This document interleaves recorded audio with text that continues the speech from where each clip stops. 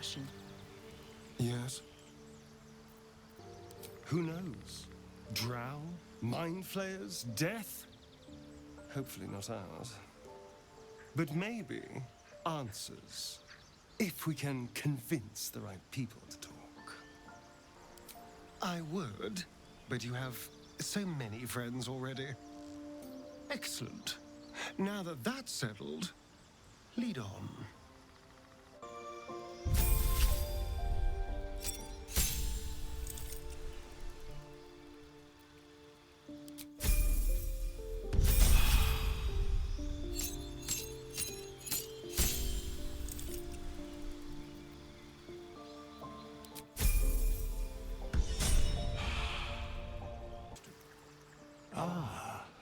Another.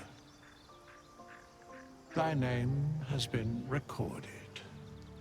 I shall be here in thy camp for whenever thou hast need of my services. There are many answers to that question. None are important. Correct. No. A mending of the threads between life and death. Should thou or any of thy compatriots perish, I will cleave soul to body once more. A matter of coin.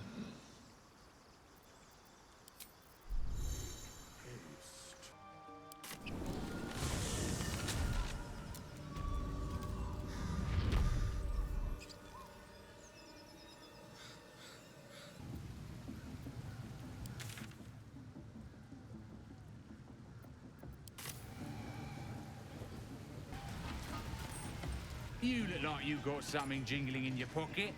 Looking to spend it? Been a pleasure, your greatness.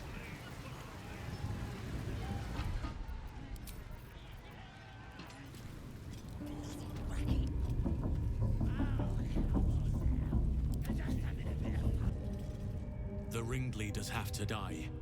The very natural order of things is in danger, thanks to them. Traveling to Moonrise is no small task. Expect dangers like you've never seen before.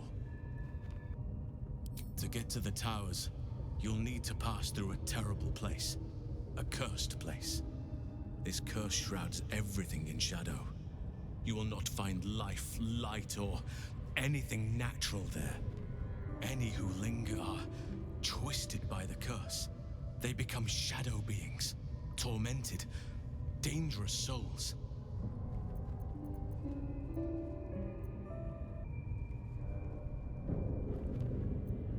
Nature speaks to me. Birds report what they've seen. And I've overheard goblins speaking of it too. Moonrise is at the heart of all this. I'm sure of it. You could go overland, along the Risen Road or through the mountains. Easier at first, but you'll run into the Shadow Curse eventually. You could also go under. There is a tunnel somewhere in this very Temple of Selûne. It leads to Moonrise Towers, through the Underdark. Long ago, a man called Ketheric Thorm built a secret stronghold deep down there, before rallying a whole army of Dark Justiciars, Shah worshippers. Dark Justiciars? I must see for myself. Aradin and his lot were looking for a way down there. They were promised riches if they retrieved a relic called the Night Song. But I think there's more. From this stronghold, Ketheric's forces could access both the Temple of Selûne and Moonrise Towers. But he was defeated before he could launch an attack. If you can find this place, I'll wager it will reveal a more direct path to Moonrise Towers, and may bypass the worst of the Shadow Curse.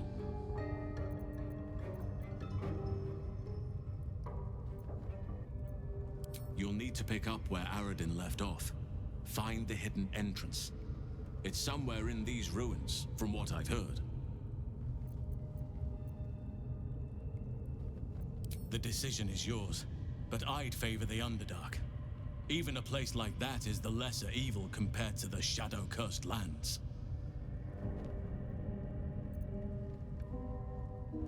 Anything is preferable to risking the shadow curse.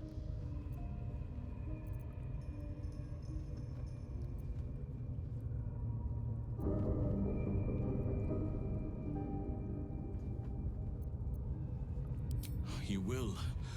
Oakfather bless you. I'll be in your debt twice over if we succeed. You know what's needed. The deaths of Dror Ragzlin, the Drow Minthara, and the Priestess Gut. May nature guide you. I could come and help you, but be warned. I won't be able to suppress my animal side. Subtlety will not be an option. May Sylvanas guide your hand. Focus on...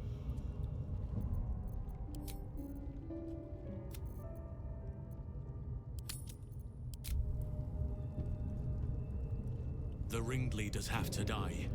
The very natural order of things isn't very well. My claws are yours.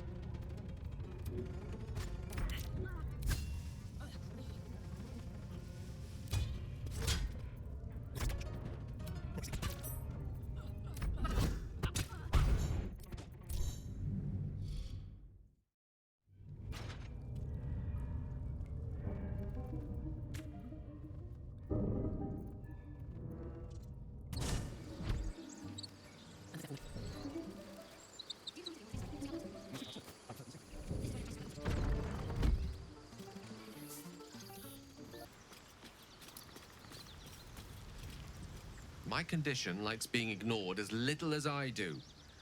I must consume another artifact. And soon.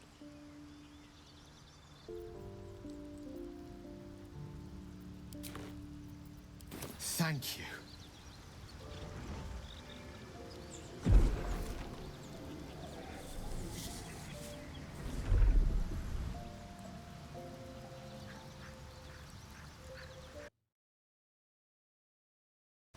Good gods. It hardly has any effect. Oh, Mistra, have mercy on us all. Listen, I need to speak to you, to all of you. It would be unconscionable of me to remain silent. I might just be about to remedy that. You have to know who I was. You have to know who I really am. What I am is a walking shadow of the promise I once held. I'm what one might call a wizard prodigy, who from an early age could not only control the weave, but compose it, much like a musician or a poet. Such was my skill that it earned me the attention of the mother of magic herself, the Lady of Mysteries, the goddess Mistra. She revealed herself to me and she became my teacher. In time, she became my muse, and later even my lover. I am, after all, the villain of the tale. We enjoyed each other's company. Body, mind, and soul. But even so, I desired more. You see, no matter how powerful a wizard we mortals can become, we never scratch more than the surface of the weave. Mistra keeps us in check. There are boundaries she doesn't let us cross. Yet, every time I was with her, I stood on the precipice, gazing into the wonders that lay beyond. I sought to cross her boundaries. I tried to convince her. I pouted. I pleaded. Swore my ambition was only to serve her better. She only smiled and told me to be contented. Inconceivable as it seems to me now, I shared a bed with a goddess, yet I wasn't satisfied. So I sought to prove myself worthy to her instead. We come now to the crux of my folly. Shall I share the story behind it, or would you rather head straight to its sordid finale? Very well. Here goes. Once upon a very long time ago, a mighty lord lived in a tower. A flying tower, to be precise. I'll save his history for another time, but the gist of it is that he sought to usurp the goddess of magic so that he could become a god himself. He almost managed, but not quite. His entire empire, Netheril, came crashing down around him as he turned to stone. The magic that was unleashed that day was phenomenal. Roiling like the prime chaos that outdates creation. Even the weave itself could not withstand the onslaught. It fractured, then shattered, and all magic was lost to the mortal realms, until the day Mistra returned. She restored the weave, reuniting all its scattered shards. Or so I thought. Until, in the course of my studies, I learned of a book. A Netherese tome in which a piece of the fractured weave had been sealed beyond her reach. What if, I thought, what if, after all this time, I could return this lost part of herself to the goddess? The answer was to try. And the outcome was to fail. I was certain that this deed of raw power, draped in romance, would convince Mistra to take me by the hand and welcome me into her hitherto forbidden domains. I was mistaken. I obtained the fabled book and took it into my study. As for what happened next... Here. Place your hand over my heart. Let me show you. You feel the tadpole quiver as you realize Gale is letting you into the dark. You see through Gale's eyes, staring down the corridors of a dread memory. A book bound and suddenly opened. In Inside there are no pages, only a swirling mass of blackest weave that pounces. Its teeth, its claws, it's unstoppable as it digs through and becomes part of you. And gods, is it ever hungry.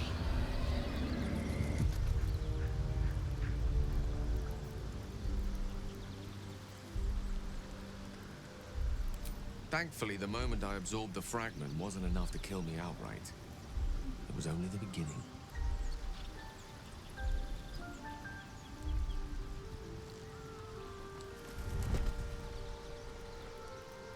This Netherese blight, this orb, for lack of a better word, is balled up inside my chest. And it needs to be fed. As long as I absorb traces of the weave from potent enough sources, it remains quiet. Were it ever to fully destabilize, however.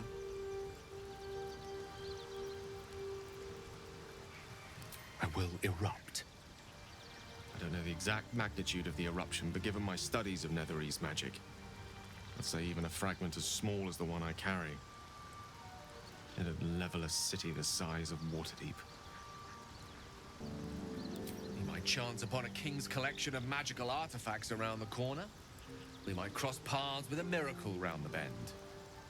Then again, we might not. All of this, it must feel like a betrayal. Say the word, and we'll part ways. That is a great relief. Oh, a great relief indeed. You truly are a soul that steals my own. From all my new rallied heart, I thank you. I thank you all. I understand if you stand against me. I'm humbled if you stand with me. Either way, I will do my best not to let you down. I stand at a precipice, but if you do not give up hope, neither shall I. I'll fight. I'll resist as long as I can. Now, even I am tired of the sound of my own voice. Let us venture forth. How can I help? Ah, yes. Karsus.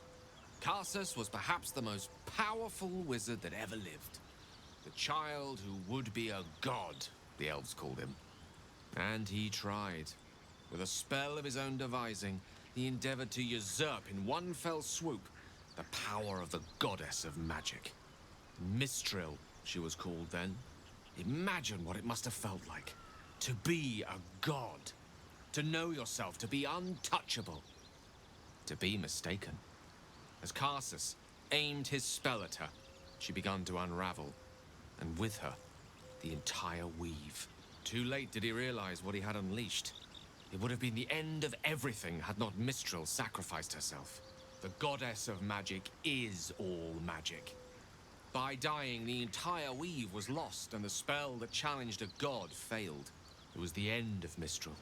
The end of Karsus, and the end of an entire civilization. As the child who would be a god was turned to stone, his empire came crashing down around him. The floating cities of Netheril were no more. An event that came to be known as Karsus's folly. Loving them has its side effects as well. Now, so many centuries later, I try to follow in the footsteps of Karsus. Not to destroy Mistra, but to prove my love for her. I tried to control only a fraction of the magic that was unleashed that fateful day. I merely sought to return one tiny diamond to an imperfect crown. Gale's folly, one might call it. History, repetition. It's the way things go.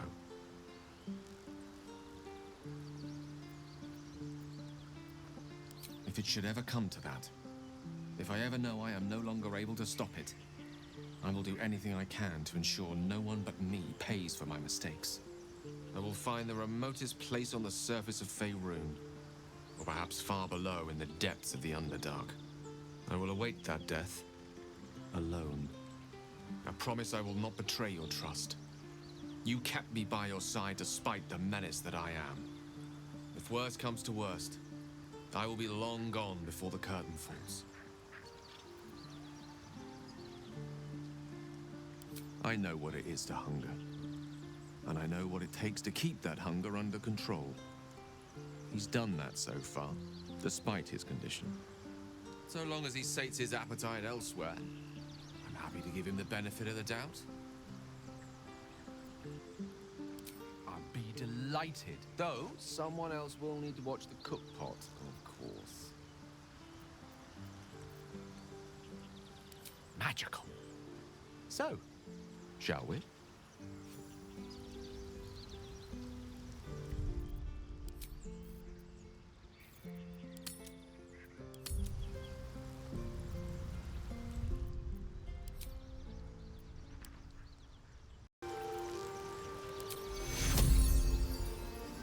Take your...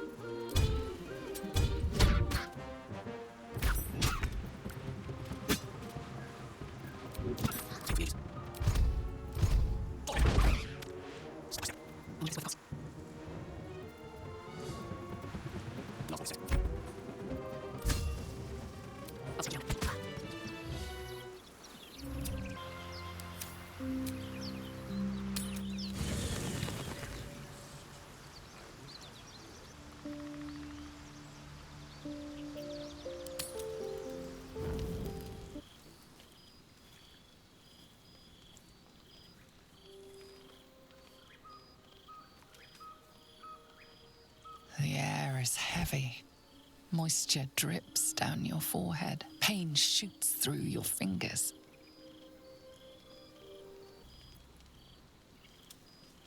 Your finger traces the arc of your lips. Wetness, sweat, blood, and saliva mixed into one viscous liquid.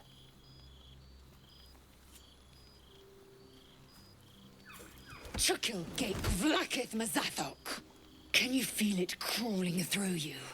Tendrils squirming in your chest, gripping your heart, piercing your belly. Your bones popping, your flesh swelling. I can. I see it in you. I feel it in me. We are lost. I will be quick with my blade. First you, then the others, then myself. Your minds intertwine. You sense a touch of uncertainty, a touch of disgust.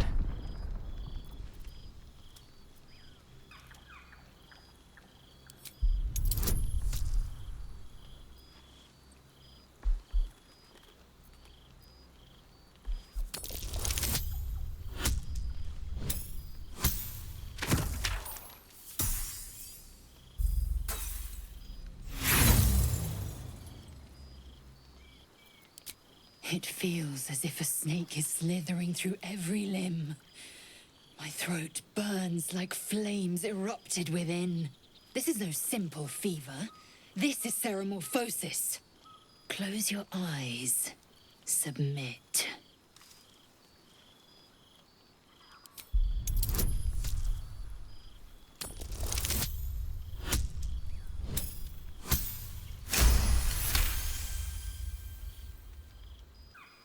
Your mind lurches, reeling suddenly as if bitten. Lae'zel's fear grips you.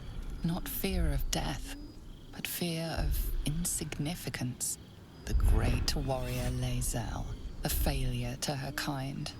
She will wield no silver sword, ride no red dragon. Forever unknown to the great Lich Queen Vlaakith.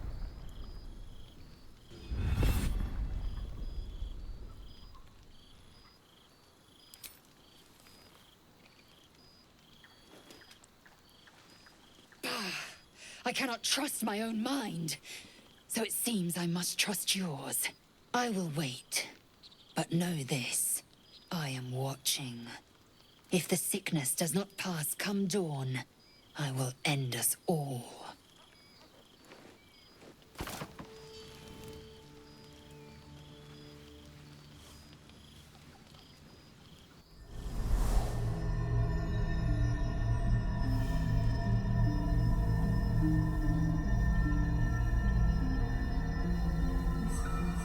I came just in time.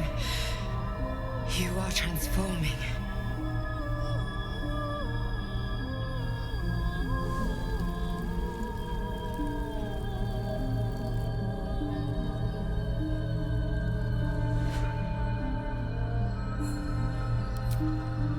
Your salvation. And not for the first time. I saved you before.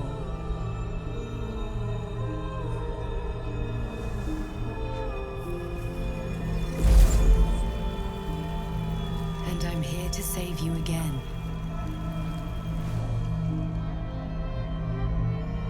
Don't worry. You will not become a Mind Flayer. Not while I'm around. I'll protect you.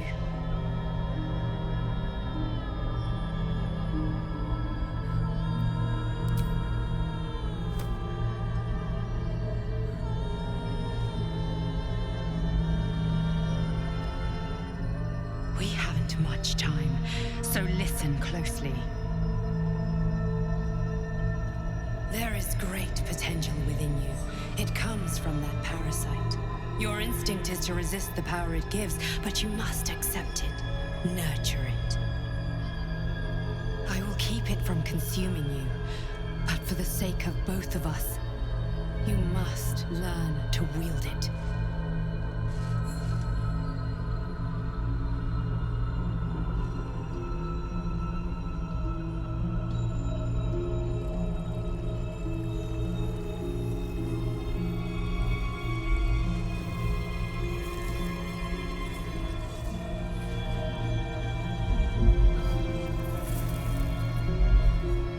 Fight for the fate of Faerun. A fight we are losing. For now. You can change that, but only if you embrace your potential.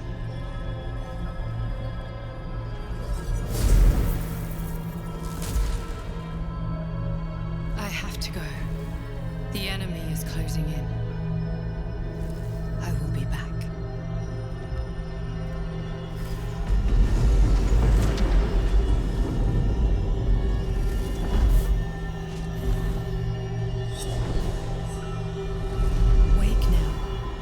You'll feel better. I promise.